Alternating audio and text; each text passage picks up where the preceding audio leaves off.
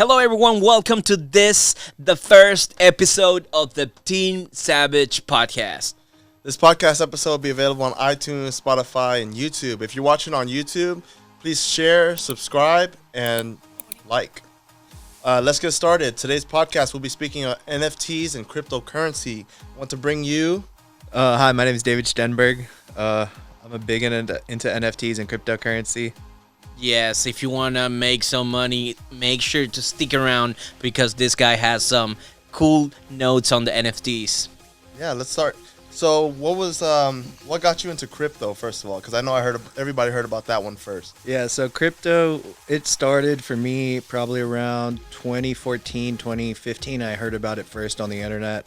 And that's when I looked into Bitcoin and what this technology of a blockchain was. I had no clue what it was. I had to do a lot of research, I spent 6 hours probably a week starting off, just getting into it, learning all the vocab, the nitty gritty stuff. The blockchain technology is where it hit home for me. It's decentralized, so it requires authentication from different computers across the world in order for one transaction to go through. So I thought that was pretty impressive and neat compared to all the technology we use right now. It's only input and we get an output, and there's no verification or authentication of it. So that's where Bitcoin really caught my eye. After that, I didn't have any money. I was too young to have any money. I didn't have a job at that time yet. I was just getting out of college. And what I ended up doing was I started working with my own small business, call it saving up money, and whenever I had enough money, like $10,000, I was able to buy Bitcoin under $6,000, and that's before it even hit 22,000 in like 2017, 2016, 2018 when it got hyped up. Yeah. That's crazy, man. I honestly didn't hear about crypto until 2017, 2018. Yeah, it has been around for a long time, but yeah, after COVID, I think it's like when everybody started looking into, cryptocurrencies, and now with, of course, Different NFTs forms of income. It's crazy. How much money it's good to kind of start with crypto? So I started with 10,000 about roughly, and that wasn't all at one time. It was like 2,000 at a time, then I added another 1,000, then added another 1,000. But in cryptocurrency specifically, it is the long-term haul that we're all in for. Because this technology was created around 1995, 96, maybe 94. But before that, there was nothing like it. And now it's here, and there's a lot of adoption of it. It actually first started with the Silk Road, the black market. That's where Bitcoin became huge. It was all through the dark side of the world, that dark web. That's what really drove up the initial price of Bitcoin. People were throwing Bitcoin around like nothing, for some drugs. Wow. Yeah. It's crazy, transferring money through there. And the first time I heard of crypto was on Binance. And then later on down the road, Coinbase came along and all that stuff. But man, it was nearly at one point almost impossible to buy crypto, right? For the public. Yeah, for the public, what you would have to do early 2010, I think even before 2010, maybe 2002, I'm thinking, you would have to write in a signed note with your information, everything stating that you're buying Bitcoin, and you'd have to mail that letter with cash in it across the world to a third world country and hope that it gets there. And when it gets there, hopefully you can get how much your Bitcoin you're looking for, at that price. That's crazy. Yeah, it was a very tough time. Now you literally connect your bank account and then buy it. Yeah, now it's easy. And you have hundreds of apps that you can just connect your account, buy it directly from there, and it's super simple to do. How do we know what crypto to buy? So there's two different ways you can look at this crypto thing, and no matter what, you should be in it for the long haul. And the ones that are in it for the long haul are going to be Bitcoin and Ethereum and a few other ones that are big like that, but they're all following the trend of Bitcoin and Ethereum no matter what. Other than that, you have a whole bunch of other options you can buy. They're called altcoins, and those altcoins they're a little bit more riskier, but That's because some people like them just because they sound cool. Some people will buy into it because their friend told them. But these coins have the potential to give you 2000x in overnight. Returns. Just because China wants to pump it up, or Japan wants to pump it up. It's Like the Shiba Inu and the Dogecoin. Dogecoin. Yeah. Yeah, those are crazy, man. People is making money with those like crazy. No, everyone thought that Dogecoin was never gonna hit 1 penny, and like I put in $100 like way before it was at a penny, so I made about 11K off that just alone, like when it hit a penny. But then it went up even more, and I was just like, oh my god, who knows where it's gonna end up, you know? Getting in at the right time. It is crazy. I bought like $1,000 on Dogecoin last year, like January last year, I think, before you the went pump. like 10x. Yeah. And I made like $10,000 in a couple of months. I was like, oh man, I want to put more money into this. But magic didn't happen. Then I put some money. I remember I put some money into Bitcoin, and Elon Musk came after that, and we are not taking Bitcoin anymore for Teslas and I bought like a 50 something. I lost a lot. All that money I made with Dogecoin, it went out with the Bitcoin. It was crazy. But did you hold on to it or did you sell it? I actually sold it because I bought a property. I bought a house. So I had to. You felt a little more safer, but it went back up to 60,000. Oh yeah. So you would have been in the win right now, you know. Yes. That's why I say it's a long-term game. Yeah, you gotta hold it. Yeah. Diamond-handed. And it's always good if you have good, if you can. I mean, I only have like probably like a year and a half, kind of like with the crypto. I don't have any experience with the NFTs, but a little bit more than a year just buying crypto and stuff like that.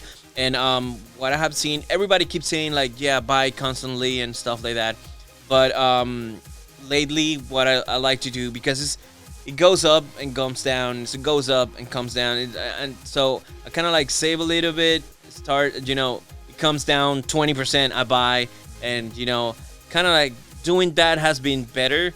Of course, just a month ago, it went down 50% from 60 to 30. Yeah.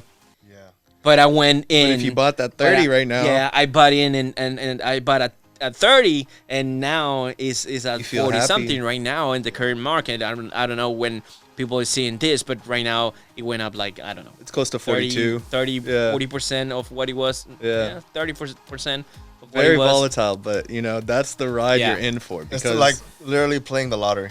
Yeah. Waiting for something to happen. For me, I've been in there for almost a year with Shiba, and I'm literally just keep dollar cost averaging. It keeps dropping, goes up, goes down, goes up, and right now it's actually pretty up. It went up pretty good in the last 24 hours. It went up to like 70, 0 or whatever, 70 something. 70 though, yeah.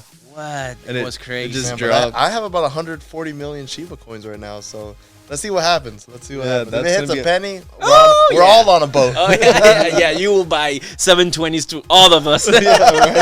Right? Yeah. The thing I like about Shiba is it's actually a new coin. It's a new project, so they had that in mind whenever they made it, that they wanted to make it useful compared to Doge. So that's why it's called the Doge Killer. Yeah. No, that makes sense. Makes sense.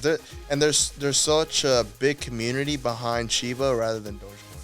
Yeah, and I mean I like to think about Dogecoin even like, imagine going to buy something at the gas station for 25 cents or 50 cents. You just pay a couple Doge. You see what I'm saying? Versus that finding those 2 quarters.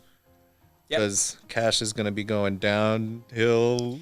I mean, eventually one coin is gonna kind of like overcome the other ones and kind of like become the norm, I think, because it's like how Bitcoin became it's too expensive to be kind of like it's basically how expensive it is to change from pesos, Mexican pesos, to dollars or Canadian dollars. It's kind of like expensive though, make all those transactions. So I think eventually one of them is gonna become like the norm. Yeah. Or the new dollar, probably. Crypto. I don't know. I don't want to call it new dollar. Yeah. But, so like Ethereum's that one right there. Ethereum is actually going to become the norm. They're coming out with an Ethereum 2.0 right now, where all the original Ethereum will be transferred into Ethereum 2.0. Beautiful. That was my question, because I got that. I'm sorry to interrupt you, but I got that question the other day. I was like, man, I put 5K into Ethereum that it went down to 22, 23. Yeah. And they made that comment that well, what's gonna happen when Ethereum become Ethereum 2.0, and I didn't have the answer, so that's a good answer right there. Yeah, and in regards to whichever one is going to be dominant, it still will be Bitcoin no matter what. And the reason behind that is Bitcoin has a limited supply that will be fully mined by the Bitcoin miners in 2130. So we're talking about almost 100 years from now that the last Bitcoin will be out there. And considering that a whole lot of Bitcoin has already been lost in translation and just people losing their hardware wallets thinking it was going to be useless, they missed out on this long journey till 2130. So if all of us were to buy some Bitcoin and pass it down to our grandkids, by that time it could be a $1 million coin. You see what I'm saying? So but Bitcoin is basically like the gold of the digital world, right? It's not a purpose for it, because Ethereum it's the base of all these altcoins and online transactions and a bunch of other things. That's why I really like Ethereum, because it has a purpose, right? But Bitcoin is kind of like the gold of it's like but it's worth a lot of money, but it doesn't you cannot even make joules out of it. So is it kind of like the part that is like, I don't know. It's literally just the holder of the most value. So we're using it as a gold in a bank. Mm-hmm. Like actual gold in the Swiss bank. We're using it that same way. And Ethereum the only thing Ethereum used to be traded into was Bitcoin only, because Bitcoin was the first one. It's the grandfather. I gotcha. Yeah. Well, let's get on to this other one called NFTs. And everybody's been talking about NFTs. I know you guys want to know a little bit more about that. A lot of NFTs like Bored Ape Yacht Club. What's some other ones that are like popping off? Metacard. Let's go ahead and CryptoPunks. But let's start first, because I'm a newbie here. Yeah. So let's start first with what is an NFT. So NFT is a non-fungible token, and basically meaning that it is just a token. It is not actually property of yours. It's just a token on the internet, on the blockchain, saying that you own this token. But what that token entitles to you is whatever the person behind giving the token is giving you. Mm. It's weird to explain, but basically if they say they're giving you all these perks and all these benefits, specifically for like the Bored Ape Yacht Club and all these other huge projects with celebrities in them, they are giving intellectual property to the NFT holder of that picture. So they could start using that picture with the intellectual property and using it for LLC and making profit off of it as a brand. And but basically buying is like buying the copyrights for Mickey Mouse 50, 60 years ago. Exactly. You don't know. I mean, it can become the new Mickey Mouse, but the new Mona Lisa or the new Mona Lisa. Yeah. That is pretty valuable. But yeah. I mean, so it's digital. Is it digital art, or how you will call it? There's multiple different kinds of NFTs. Mm-hmm. Yeah, art is one of them. There's utility NFTs, and like when I say utility, I mean like we have one that we invested into called the Secret Society. And they're building a casino in the metaverse. So whenever that casino profits, 90% of that profits will be split among all the shareholders. And those shareholders are the NFT holders. And whoever owns and how many NFTs you own. So there's only a limited supply of shares. Nice. Yeah. So I know a lot of people were asking, they would ask, how would you buy an NFT? What's the process of doing that? So first off, you have to have a crypto wallet and one that's compatible with the project. Yeah, the project essentially. If the project doesn't run with that wallet, then you can't purchase into that. You'd have to create a whole new wallet just for that project, and then maybe you could convert it into a different wallet. And the biggest marketplace I heard is OpenSea. Yeah, OpenSea. So OpenSea is that OpenSea? Okay. They've been making a crazy killing off Gas fees. Yeah, I bet. the fees are the number one killer right now. But It's like Coinbase and Crypto.com. Yeah. All of them are making huge money out of those fees. yeah, To translate from. That's what I was saying. To translate between Bitcoin or Ethereum and the reason behind all these fees and the reason they're so crazy is because of that transaction process where Bitcoin takes 16 other computers to confirm one transaction. Ethereum takes 32. Oh wow. Yeah, so it takes a lot more. So each one of those computers has to get paid for the work they put in. That's how people get Yeah. into mining and That's all that. what That's another world That's a whole completely. nother- That's yeah. another podcast completely on mining. Yeah. But yeah, that's a little bit scratch on the surface Surface. right there on Yeah. the on mining. But what gets you into NFTs? Well, so I heard about NFTs probably in like 2017 when the project CryptoPunks was releasing their 10,000 CryptoPunks, which are worth over millions now. And I hit my head in the head because I didn't believe in it when it first came out. I was like, man, they're giving it out for free. That was a scary sign already. It's like we're giving them access to our wallet for a free NFT. It's a scam. Yeah, There's a lot of NFT scams right now. Yeah, and there's so many scams right now. There's Oh more my scams, god. too. Yeah, crazy amount of scams. But in 2017, when the CryptoPunks hit, they started talking about it, and I was reading through the forums because cryptocurrency was only on forums back then. It wasn't like mainstream media. You'd have to dig in the dirt to find what you need, and it's either trust the people online or don't. And who listens to people online? Yeah, You yeah. don't believe in the hype. You don't want to do that. Yeah. Don't listen to people online, especially in Yeah. YouTube, Spotify, Instagram. or iTunes.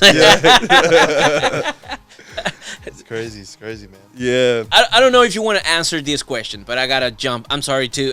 I know you had the next question, but I need to ask this. I don't know if you want to answer it though. How much money have you made between crypto and NFTs? So currently, because none of the money has hit my account yet, I have not made any money off any. Because everything is in your Holding wallet. it. now. yeah, I mean, everything it's holding. IRS, if you're listening, he hasn't made any money. It won't be in his 1099. So the IRS just made a statement that if you are staking your crypto and you're just holding it, they're not taxing you on it. Yeah, it's like stocks. Yeah. You don't. Until you don't sell those stocks, of course you haven't capitalized Yeah. those To go. gains. So yeah, So I mean, I'll tell you in about 5 years how much I made. and What if you want to hold it longer? I mean, what do you think? What do you think right now? The timeline of everything, like, there's so much changing and so much evolving. Like, people that didn't even think they would literally buy a digital picture one day and now buying it. So like at one point I had over 100,000. At nowadays I have under, because I've spent some on NFTs and because the market did go down, So, but eventually that sum of it will be 1 million, and it will be more than 1 million. And it's Amen. just the way the crypto game is going, and it's just adding more funds into it. It's believing in the process and trusting it, and Yeah. it's way better to put your money into this than anything else, like overall in the long haul. If you just buy Ethereum straight up right now, I'm sure it'll hit 10K like real soon, within the next year or two. Yeah. Real soon. That's what it means, people. Not that you're gonna get. Yeah, You're not gonna get money 50K tomorrow. 50X Yeah. Don't take returns his, don't in a take his month. advice for it. Do your own due diligence. Yeah, Yeah, definitely. of This course. is non-financial advice. Please, yeah. You will read it down here probably. I'll make sure I put it here. But yes. What do you suggest for someone that's new? What NFT, like, what would they even get into if somebody was like coming to you and asking you? Like, would you give them any picks, or would you just tell them do their own research? Well, I would give them some picks. I would give them a variety of options, and then I would tell them to do their research and find out which one the artist speaks to them the most. Because you don't want to buy something that you look at and you frown. You want to buy something that you look at and you're like smiling because it makes you happy. You're happy with your purchase no matter what. Yeah. Basically, like when you buying shoes or something like that. It's right? art. Yeah, it's It's just like shoes design. It's, Yeah, it's something that it will Makes you feel. makes you feel good, and or like cars for us. Yeah, cars. definitely probably. cars. What Yeah, it's visually like, yeah. appeals to our eye and what we think about, what we feel about it. That's the number one thing that I would tell them to go off of. After that, spend some time in the Discord channels, because that's where the whole community behind the project lives. So they are there 24/7. There are people just behind their computers because they are flipping these NFTs every day. So those people are in the Discords with their communities that they believe in, and they're just pushing the project, figuring out how to make it better. And the thing behind all these projects, they are DAOs, which is a decentralized autonomous organization, DAO. And what that means is there's a whole bunch of shareholders of the NFTs, and we make the decisions on where this will go. We are all collectively the board. You see what I'm saying? Yeah. So do they like control the floor price? And floor price, yeah. that's the thing. The floor price with every project is determined by everyone in that community. By the interest on, it's like basically bidding, right? It's like an auction, probably. No. I haven't buy my first NFT though. I don't want to do it, but I'm just scared. It's like the market value for your the floor price is the market value. Market value, what it's selling for. And that's the cheapest you could get into the project for secondhand, because the initial time the projects come out, there's always a project minting, there's always artists creating new art. And that's why if you can grind out a whitelist spot, that means you get a discount and you get to mint the project beforehand, before it goes to public. Once it goes to public, it usually, if it's a very hyped up project and it's a very well-known artist, it'll sell out right away. And how do you get there though? How do you get to that the whitelist? Whitelist. Yeah, so the whitelist, you have to spend time in the Discord. You have to type. It's like a backstage pass. Yeah, it's like a backstage pass, but like you need to be engaged in the community and you need to invite people to the Discord channel. So if you can't even invite 5 or 10 people, then they're not even going to consider you for a whitelist spot. You basically got to work for it. Yeah, you basically have to be a part of the community and make the community grow. Network probably with everybody and kind of like put your name out there and engagement, help others. I guess is like some projects do raffles. We actually have to get into a raffle after this. Me and him are in a lot of NFTs together. So this guy has been helping me with NFTs for a good few months. So is it worth it to get into NFTs and crypto in 2022? Crypto definitely is the best thing to get into all the time, especially when there's a dip. Buy the dip. Oh yeah, buy the dip. Yeah, because that next day, if you caught it at the low point, you are going to be so happy when it recovers, and it's always recovering. It's not going lower than a certain price, because there are so many hungry whales out there to munch at that lower price that they can get a discount at too. Yeah, a lot of people and celebrities do that. They buy. They buy low, they do the hype, they promote it, and I don't want to say a name, but the owner of Tesla. Oh yeah, yeah, like his him. tweet can move the whole market. Oh so. Yeah, he tweaks and then 30% if he tweaks something positive, and he tweaks something negative, you lose half of your money. It's like kind of like. Why? I kind of like could get one man to hate have that him much a power? little bit last year because of that. I was like, oh, I'm buying a Tesla. I'm not buying a Tesla. Definitely not in the near future. Yeah, not anymore. You don't take Bitcoin. Yeah, you don't take Bitcoin. But I mean, anyone that bought their Teslas in Bitcoin, they're gonna lose out in the long run, because however much Bitcoin they spent, that Bitcoin is gonna go past that value later on. Well, I just heard this story of 50 cents. He just got paid Bitcoin for a concert like 4 years ago or something like that. He sold his CDs back in 2012 for Bitcoin. Yeah, and he had a stash spot of I think around like close to 10,000 Bitcoin. Yeah, because he sold 10,000 copies. Like, something crazy. How much was Bitcoin back then? You said I mean, like it was probably like freaking a couple bucks back then. Whenever. Oh my god. Yeah, it wasn't more than probably $20, Crazy. But he had 10,000 copies, and it was like, Well, for him, it's like $10 million or something like that, right? Yeah, now it's like an insane amount. Yeah. It's crazy. Yeah. It's crazy. And he filed for bankruptcy not knowing he had that Bitcoin.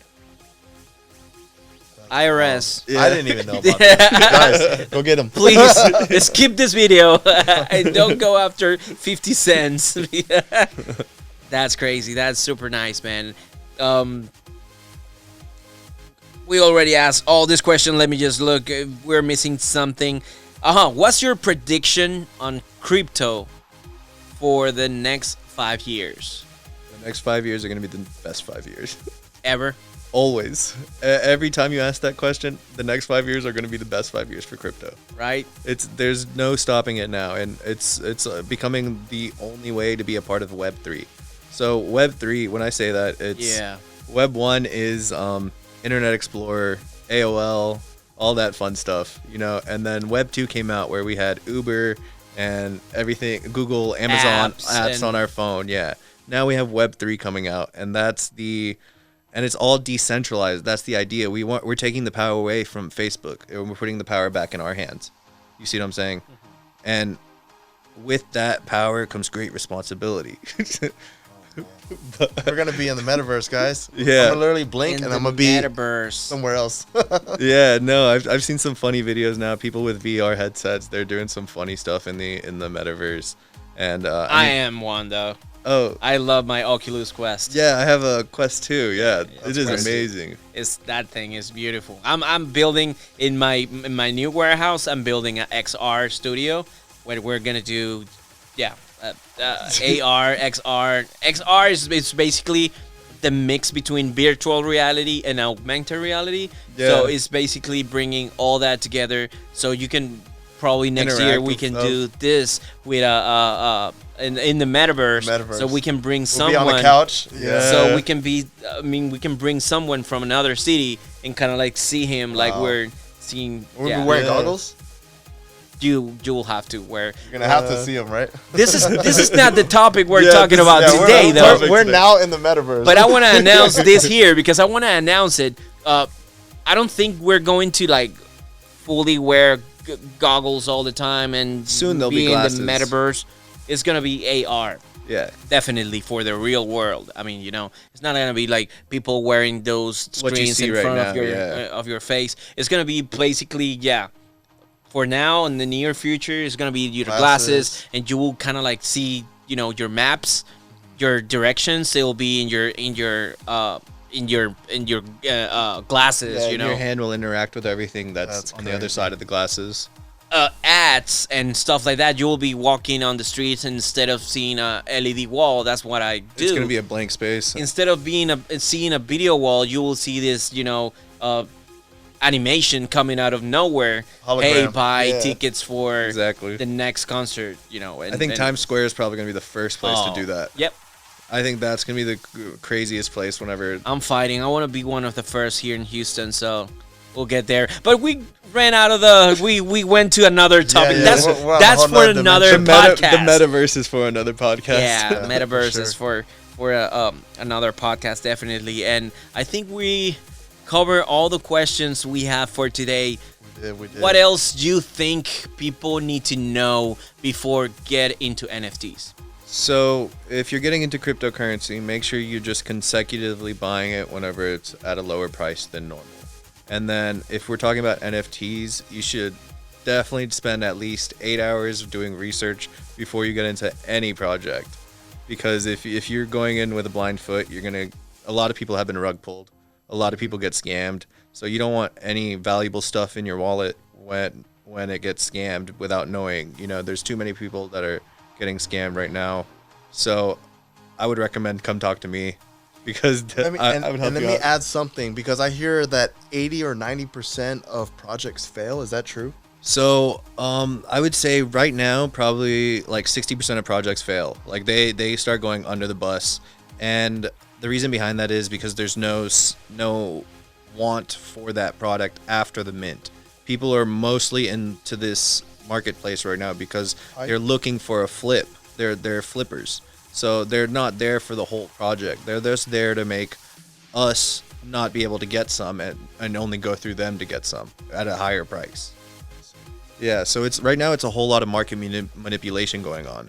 And that's the real problem. But that won't last long, especially if a project's good and they're delivering on the roadmap then the project will continue increasing in value. Yeah. What would you say to these people that is buying this NFT for $500,000 or $1 million NFTs? You know, that are being sold. Like I don't know who has $1 million to buy an NFT. I mean, you gotta really believe in that project to kind of like invest. I mean, right now, $1 million into that $1 million they spend on art casually. This is just art to them, but it's digital. The reason I like NFTs, you know, I can keep it in my phone. I don't have to put it all up in my wall and all across my room. You know, it's not taking up that much space. Yeah, I could order a physical copy of stuff, and that stuff would take up a little space in my room, but at least I can have my art wherever I go with me, you know? We're talking about $1 million, though. Yeah, you're talking about $1 million NFTs that are being sold here and there, everywhere in the internet. But yeah, I think it's a different monster that is coming to us. That people, I mean, for people like me that are completely ignorant about the well, until today though. Yeah. Now I can say I know a little bit more. I did my half an hour research today. Yeah. 7 more hours to go. Yeah, 7 more hours to go this week, and I'll be kind of ready. Yeah, ready to put your foot down on ready something. to lose my first $1,000 probably. You can't make money without losing money. Gotta get your feet wet. Yeah, gotta get your feet wet. Yeah, and I think my last question will be, you kind of like answered already, but I just want to be for you to clarify a little bit on that question. How do you think people make more money? Flipping these NFTs, or just buying it and hold them? Or what is that called mint? No, minting is the initial price. It's getting the initial price before it gets before it's secondhand only. It's secondhand. Yeah. Okay. Yeah. So how do you think people will, or what would you recommend to people? Hold it or flip it? Just buy, flip, or just buy, hold it. And there's a lot of projects that literally just feed off of hype, and their initial progress is staggering. And those projects are the ones you want to flip right off the bat, because they're not going to be going anywhere in 5 to 10 years. Those are going to be the ones that fail or fall off just because maybe they get tired. Maybe the people get tired with their community, you know, and they decide to stop working on it. Maybe the art wasn't even that good. Once the art gets revealed, usually the price goes way down after the art gets revealed, because when you mint it, they're all classified. You don't see them. So you pretty much are buying something you don't even know what it looks like. You're buying blind. Yeah, you buy all these NFTs blind unless you're buying secondhand. And that secondhand price is always going to be cheaper than after the reveal. Okay. Yeah. But if you see the project hyping up and you can get a 2x or even 3x return initially within like 6 hours, why would you not? You know? I mean, sure, they're going to tax you a little bit, but capital gains. I would just keep it in my wallet, right? Short-term capital gains. Yeah, not fun at all, but but I mean, you take it's that better money to make money, reinvest some money it so they don't tax you. Yeah. You see what I'm saying? Put it back in, yeah, so they don't tax you on it because you put it back in. Yeah, in the market. Yeah, well, has been a pleasure to for this to the first episode of the Team Savage podcast. Yeah. Man, has been awesome. Been I hope you guys like it here on YouTube. Subscribe to the channel. Remember, like this video, share it to your friends that share it to friends that you know are gonna enjoy this type of content or are curious about cryptocurrency or NFTs. Please leave us the questions down below, and we will come back. And it won't be me, I promise. I don't know anything about NFTs, but we'll probably, we'll be figuring out back and forth. Whatever questions we can answer, we'll definitely get it answered. Thank you, David, for coming on the show. Thank you for having me, Danny. David, my brother. Thank you for having me, Arturo. Thank you. It's been a pleasure. So we will see you guys next time. Yep. And we're going to have more on the way, more podcasts next month and so on, guys. We'll keep you updated also on our Instagram and all our social media platforms. Comment down below what content you want to see in the podcast. Nice. What are you curious about? Of Of course, we'll be interacting with people of the team, people that has been successful in real estate and in Different other entrepreneurs, markets, different fields. But yeah, leave it down below here. What type of content will you like to see here? And of course, like us, share the content, subscribe to the channel, and I will see you guys next time. We'll see you guys next time. See you guys. Peace.